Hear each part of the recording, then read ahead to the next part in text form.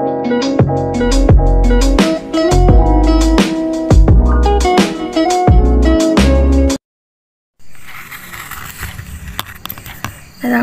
warahmatullahi wabarakatuh. Saya Umi Kulsum. Saya akan membuat resumen dari makalah kelompok 11 yang berjudul Manajemen Mutu Pendidikan. Adapun lembaga pendidikan Islam harus dapat menunjukkan eksistensinya sebagai lembaga pendidikan yang mampu bersaing di era global yang akan banyak diminati oleh pengguna lembaga pendidikan, karena mampu merespon tuntutan dan kebutuhan masyarakat secara luas. Untuk itu, lembaga pendidikan Islam harus secepatnya berbenah diri menjadi lembaga pendidikan unggul dan efektif, serta mampu menunjukkan karakter islaminya dalam merespon perkembangan pendidikan dan tuntutan pengguna pendidikan, khususnya pendidikan Islam.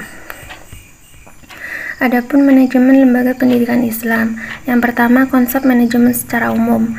Manajemen berasal dari kata manage atau manager, yang berarti melatih kuda dalam melangkahkan kakinya. Mengapa kuda? Sebab kuda mempunyai daya kemampuan yang hebat.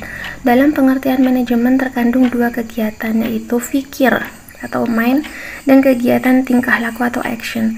Sedangkan dilihat dari bahasa Inggris, kata manajemen merupakan kata kerja to manage yang berarti mengurus, mengatur, melaksanakan, dan mengelola, yang bersinonim dengan kata to hand yang berarti mengurus, to control yang berarti memeriksa, dan to guide yaitu memimpin. Jadi menurut asal kata yang leksika, maka manajemen memiliki arti sebagai pengurusan, pengendalian, memimpin, atau membimbing. Konsep manajemen pendidikan Islam. Manajemen pendidikan pada hakikatnya adalah suatu proses penataan kelembagaan pendidikan yang melibatkan sumber daya manusia dan non-manusia dalam menggerakkannya untuk mencapai tujuan pendidikan secara efektif dan efisien. Proses penataan ini akan melibatkan pelaksanaan beberapa fungsi manajemen yang oleh pakar manajemen pendidikan sering disebut sebagai POJ, yaitu planning, organizing, actuating, dan controlling. 4 proses ini digambarkan dalam bentuk siklus karena adanya keterkaitan antara proses yang pertama dan berikutnya. Begitu juga setelah pelaksanaan controlling akan mendapatkan feedback yang bisa dijadikan sebagai masukan atau dasar untuk membuat planning baru. Proses siklus manajemen lembaga pendidikan Islam ini dapat digambarkan.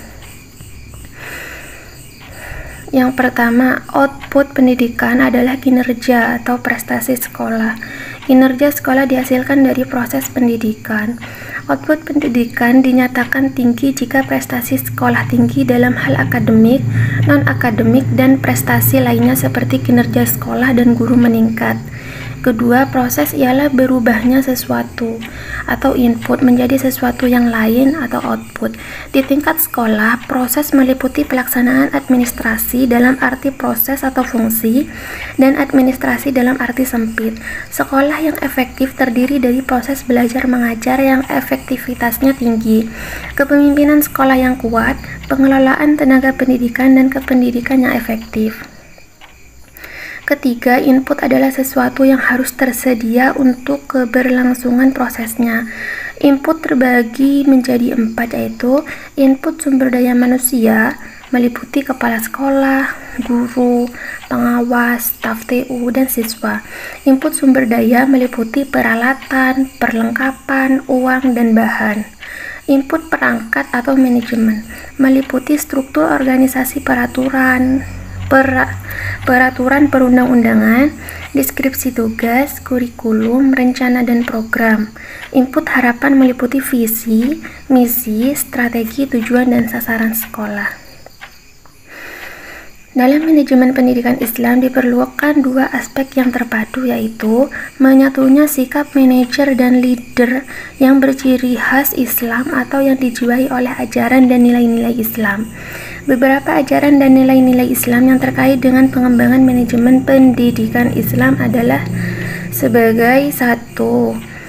Memanage pendidikan Islam dimulai dengan niat. Kedua, Islam adalah agama amal atau kerja.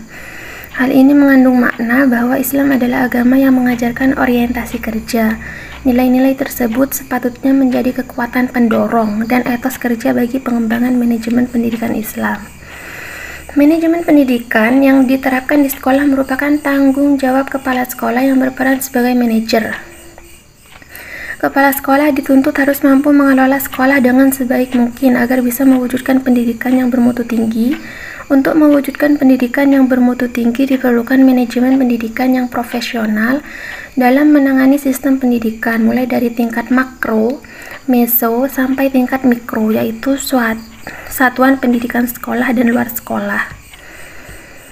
Berdasarkan penjelasan tentang substansi manajemen pendidikan, maka hal tersebut berkaitan erat dengan substansi inti manajemen pendidikan secara umum. Antara lain, 1. Manajemen kurikulum dan pembelajaran, yang kedua manajemen kelas, yang ketiga manajemen peserta didik, yang keempat manajemen sarana dan prasarana, yang kelima manajemen sumber daya manusia, yang keenam manajemen keuangan, yang ketujuh manajemen hubungan sekolah dengan masyarakat.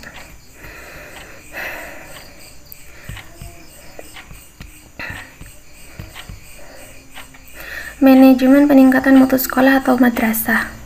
Pendidikan yang bermutu adalah pendidikan yang menghasilkan lulusan yang memiliki kemampuan atau kompetensi, baik kompetensi akademik maupun kompetensi kejuruan, yang dilandasi oleh kompetensi personal dan sosial, yang secara menyeluruh disebut sebagai kecakapan hidup atau life skill. Pendidikan kecakapan hidup adalah pendidikan bermutu, baik quality in face maupun quality in perception. Untuk dapat meningkatkan mutu pendidikan, madrasah harus dapat melaksanakan pengelolaan yang didasarkan pada peningkatan mutu pendidikan masyarakat. Terima kasih. Wassalamualaikum warahmatullahi wabarakatuh.